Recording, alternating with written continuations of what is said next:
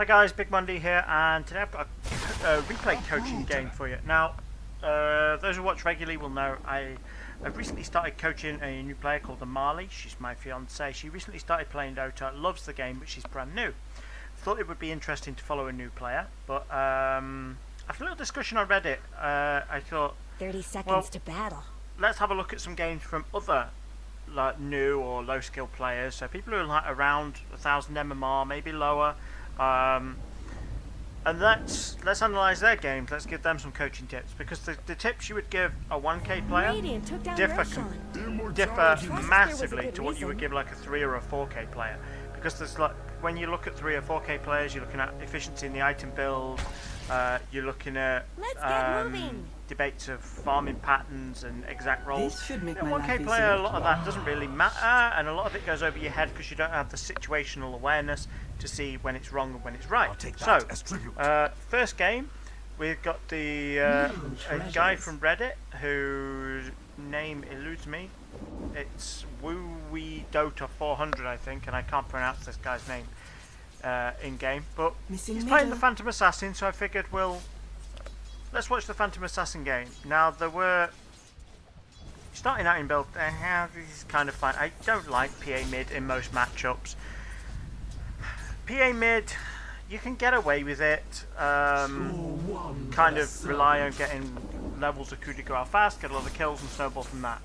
But it's kind of okay. One of the problems is you should die a lot in this matchup, Medusa versus PA. She should totally wreck you with the Mystic Snake. She's not, because she's bad. She keeps casting the Mystic Snake on Phantom Assassin. It does hardly any damage on the first target, so she's giving you free lane. I think pretty much you had almost a free lane in this game. You got ganked once, and we'll see that gank a little later. But for the most part, you were just uncontested. You shouldn't have been taking much damage at all. Now, I notice you're using your Stifling Dagger here to harass a lot. Now, in some cases that's okay, but I think in this case, you are not going to kill Medusa. You should just be saving your mana, saving this. See, you're out of mana now. You should be saving your Stifling Dagger mana to last hit these creeps. You spend quite a lot of time being harassed by the Medusa. In fact, there's a point where she does like 200-300 damage to you from right clicks, and you just seem to just stand there and completely ignore it. And so that's a big deal. You need to avoid tanking damage like that. So that's what I mean about the Mystic Snake. She targeted you there, but if she'd have targeted the creeps first, it would have done a lot more damage to you. So you got kind of lucky here. Got a regen rune. Nice spotting that out the corner of your eye, by the way, because it wasn't showing fully on screen. Also, don't like that you haven't taken a level of blink here. I think the utility in blink, allowing you to escape, that would be really good. I mean, this Medusa could, if she was not a bad player, she could nuke you really, really fast. And you can find yourself in a bad spot very, very quickly. Very quickly.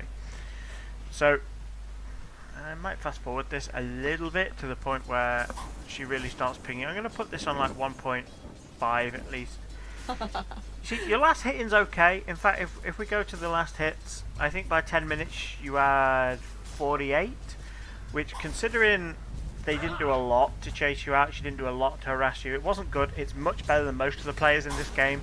You certainly last hit better in this than most players at your level. You see this, the 2 levels of blur. Now you're kind of relying on your evasion and your poor man's shield to trade with this Medusa. You just shouldn't. I mean, look at how many hits you're taking now.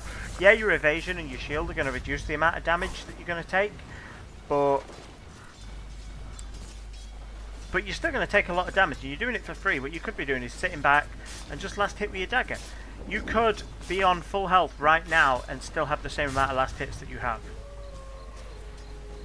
And notice I mentioned full health. I mean, look, she's pinging you again and again and again. Every single time. Look, you're taking a huge amount of damage from this. You don't need to take this. You can just sit back and ping Stifling Daggers. I mean, it's got a 6-second cooldown. You should be able to get almost all your last hits with the Stifling Dagger. Look, don't waste it.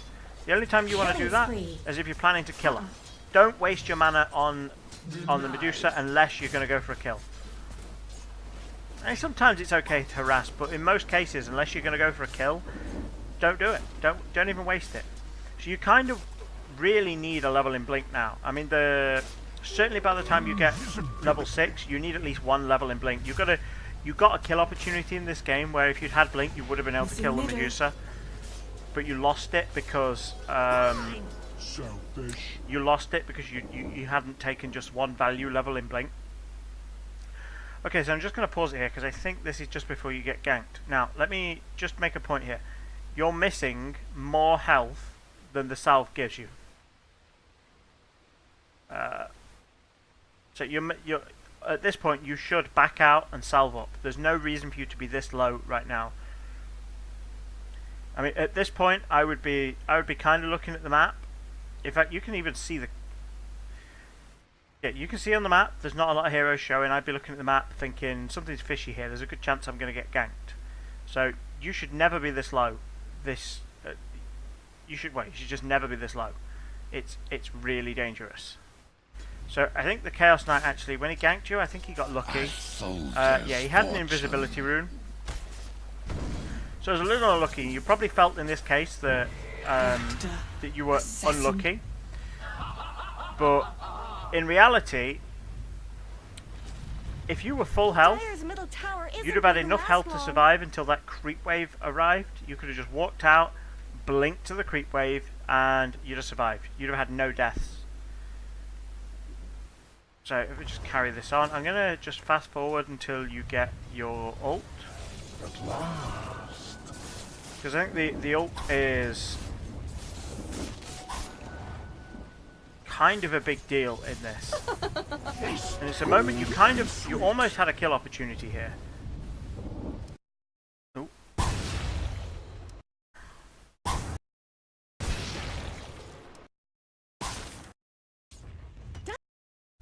Okay, so let's just go back to when you first got your ult. Okay, so here, you're going to get your ult when this next creep wave dies. Haste. Let's take a look at Medusa's health here. Imagine if you had Blink. Gold and sweet. So you're guaranteed to do 4 hits on her before she really gets time to react. So you're going to do 75 damage to her, 300 damage to her when you blink in. And then you've got a Stifling Dagger and you can follow it up. That's if you don't get a crit. So there's 300 damage if you don't get a crit. If you look at the Medusa, yeah, she's tanky from the mana shield, but you even got a better opportunity than this a little bit later. If we just sort of carry on watching this.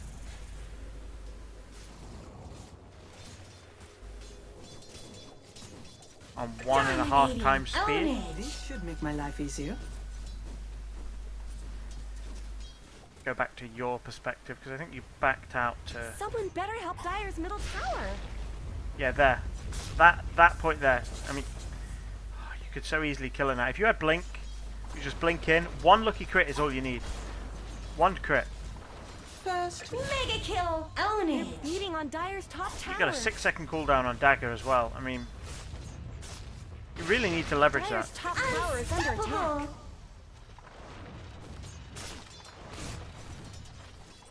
Are those cracks in Dire's top tower?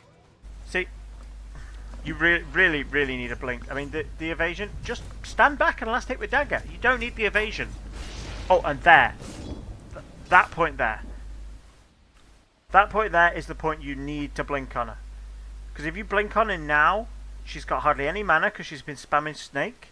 You're guaranteed to do your right click 4 times, which is 78 damage. You're going to do about, around, after her reduction, you're going to do about 250 damage. Just with the 4 max attack speed hits you get. So you're going to do about 350 damage. And then you can just follow it with Dagger. Which would kill her. It's kind of, you're going to need to do a little bit more. I'm not going to do the math on the mana shield, but you're going to almost kill her.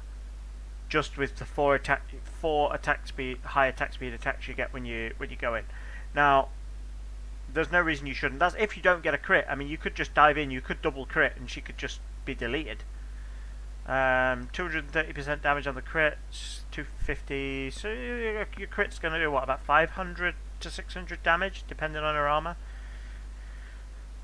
And she can't tank that, even with the mana. She can't tank that at all. No, sorry, not 500 to 600. That 70, 140 is going to do like 300 damage, depending on how her armor and. Oh, she doesn't have a shield anyway. So yeah, you should blink that right now. You should blink, kill her, maybe have to dagger again. If she's got stick or wand or anything else that'll allow her to burst heal, which she hasn't, even then you'd be able to jump in. You'd be able to jump in, do your 4 attacks, dagger her, chase her a bit, attack her a couple more times. You're probably going to get at least 6 attacks off.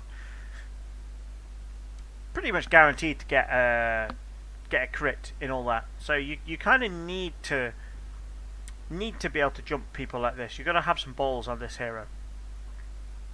So I think we'll fast forward now to the point where I think this game really started to turn around, because this fight kind of shows one thing that a lot of carries do, and it's the reason I picked this game, is that in a lot of games as a core hero sometimes you have this positive KDA, you didn't die a lot, so you feel you did well, and you feel like it's your team's fault because you had a positive KDA, and that feels good, right? Well, sometimes even though you have a positive KDA, you did shit. And it's kind of more difficult to explain why. It's a matter of, you might have not died a lot, but you didn't have a lot of impact for your team. Look, it's kind of like you were an expensive ward. You're a ward that eats up farm other people can have.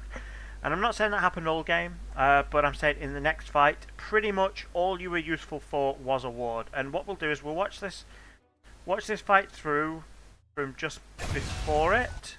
We'll watch it through on normal speed, and then we'll break down what exactly I mean and what you could have done differently. So we'll watch this. I think it's 30. I'll take that as tribute. Yeah, 31 minutes. So I'll speed that up a little bit. This should make my life easier. Speed up a little. I kind of want to show the setup as well. I think this is it. Yeah, this is it.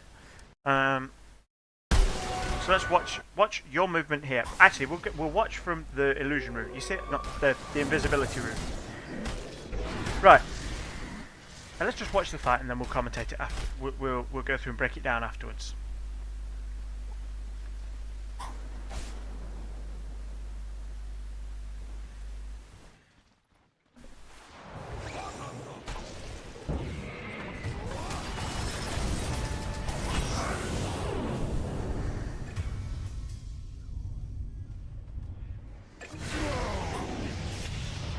I'll set you bouncing on Armageddon.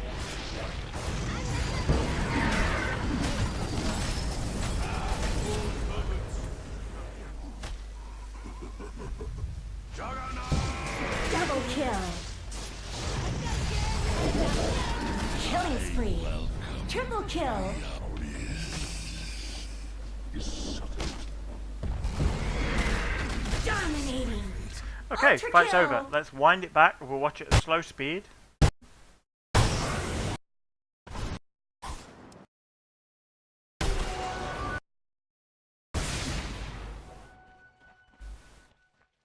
Alright, we'll watch it. I might flip between half and a quarter. What happened to me? Right, first thing. The brew picks up that invisibility rune, and straight away you're walking ahead of him.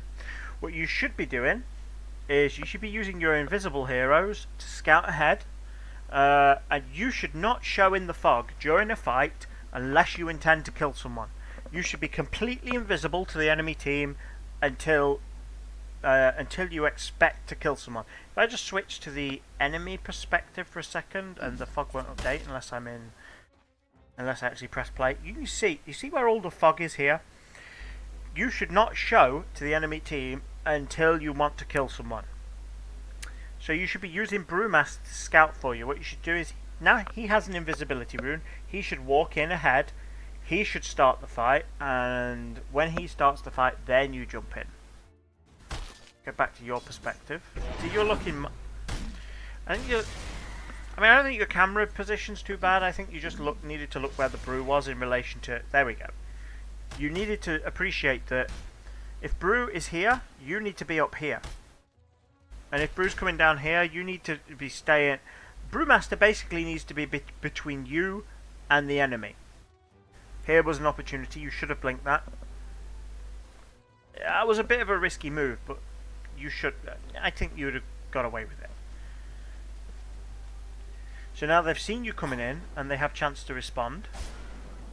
Speed this up a little bit. You decide to ditch because the Chaos Knights are running at you. So this is not great here, but the brew... Yeah, it was more an issue of how you initiated it first. And here.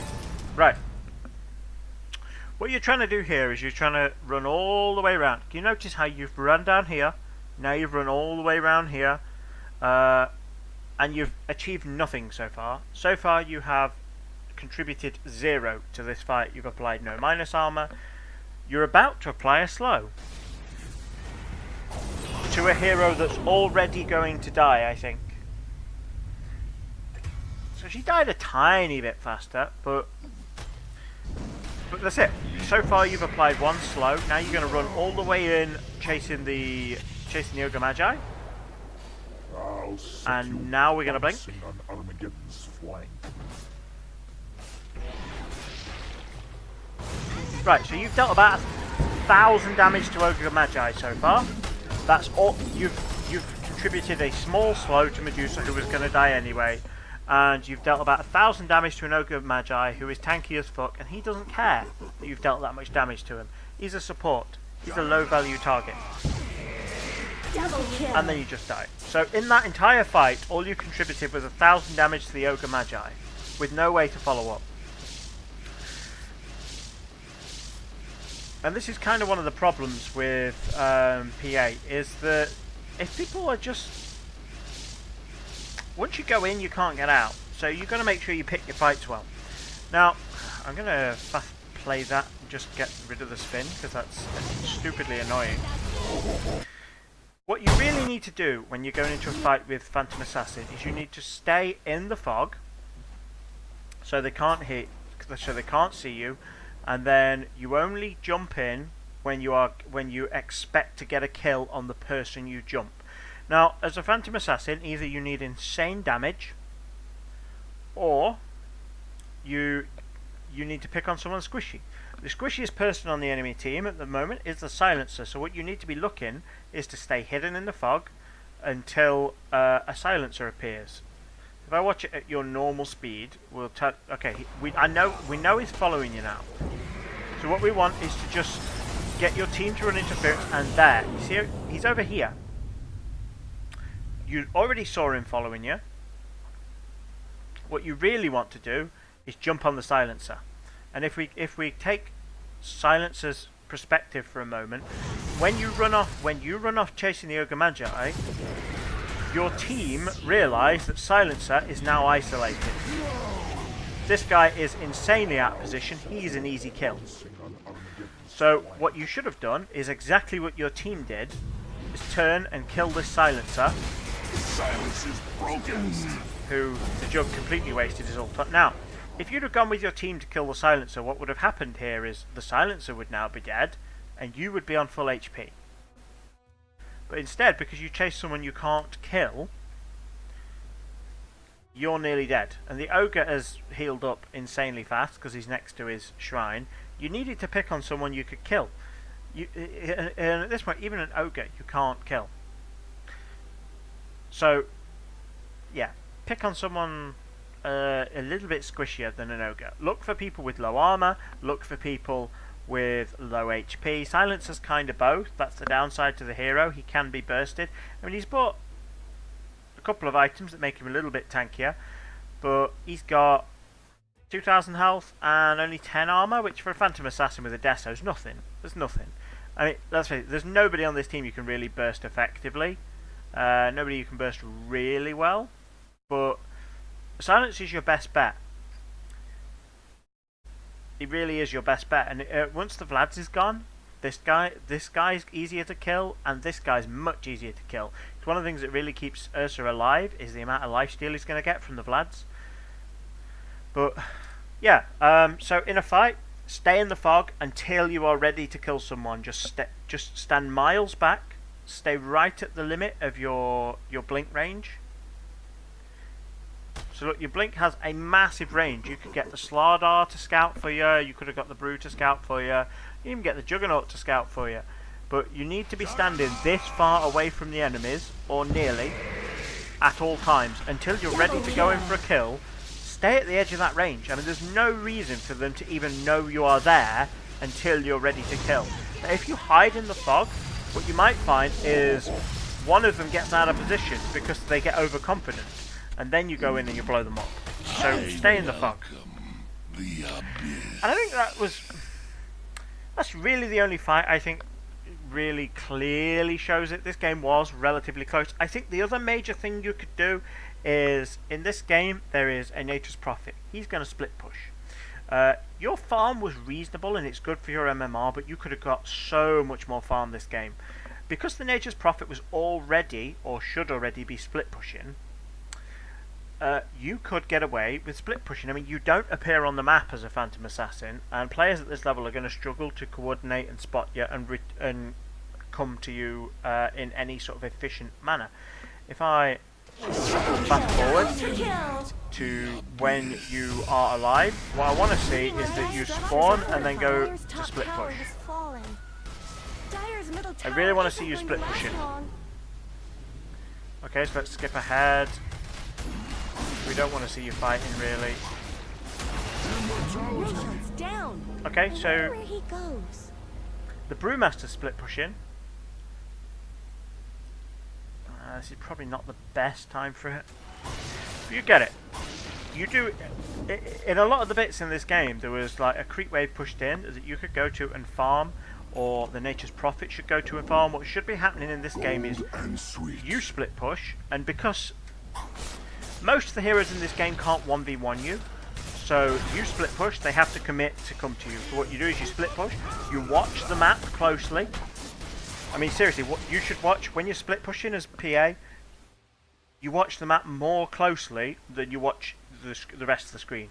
As soon as the rest of the heroes aren't showing in the other lanes, in whatever vision you've got, you assume they're coming for you. But until that point, you're split pushing. And you've got 6 seconds till you go to TP. Let's see where you go. What I'd like to see is just... You can't TP there anyway, but I'd like to see you go top lane and farm that wave.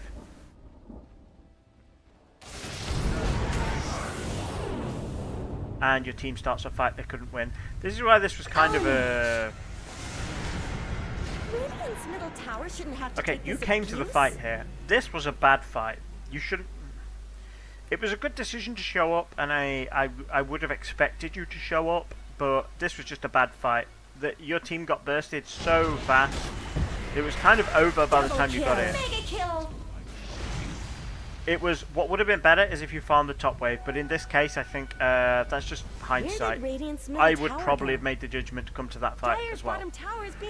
But yeah, you needed to split push more. You and the Nature's Prophet both needed to split push. You see, the Nature's Prophet is split pushing now. He was just split pushing if I go back 10 seconds. Prophet is split pushing mid. If you were split pushing top, then there'd be 2 lanes pushing in. These guys would probably back out, and they can't come for both of you at the same time. Oh, now you're getting sad, man. Now you're getting sad. So yeah, split push, but watch the map. Watch for when people return. What you might find is 3 people go back, but 2 people stay and push. And then you TP back, you jump one of those people, you kill them. And then you snowball. So, yeah. In lane, you really could do with being a little bit more aggressive. The Medusa in this game played like trash. Don't stand and tank damage in lane. Stay back and prioritize using your dagger to last hit. Don't use it to harass someone unless you really, really expected to kill them. So save your daggers for last hits. Don't waste them on whoever you're laning against. In team fights, pick your targets better. Hide in the fog better. Stay further back in fights. Do not go in until you're ready to kill. Look at the enemy team before you fight. Decide who you think is the squishiest person, who you can blow up the fastest. And then when it comes to farming, split push a little more, but make sure you watch the map. As soon as people aren't showing in your vision, assume they're coming for you. But you could say kill one wave. If the creeps are past the river, just go kill them, push them to the river, then back out, farm all these camps. If it pushes out again, go back, farm all these camps. What you should find is at some point somebody overextends farming, assuming you don't do that. Please don't do that. You should find somebody will overextend. Maybe the silence will come on his own. You might be able to kill him, but you keep an eye on the map before you make that decision if you're going to go in. If you see 4 heroes bot and a silencer's top, go kill him. Okay, I think that kind of covers it for this game. I don't want to go into insane detail because kind of the point of these is we're not looking for min-maxing everything here. We're looking for getting you through some sort of easy to work on or more obvious things. I think the biggest thing you need to work on from looking at this game is your fight positioning. The bit about staying in the fog and hidden. But go work on that, have fun. Maybe hit me up another message on Reddit when you've had a few more games. Maybe raise your MMR a little, and then we'll talk again. See you soon. Bye bye.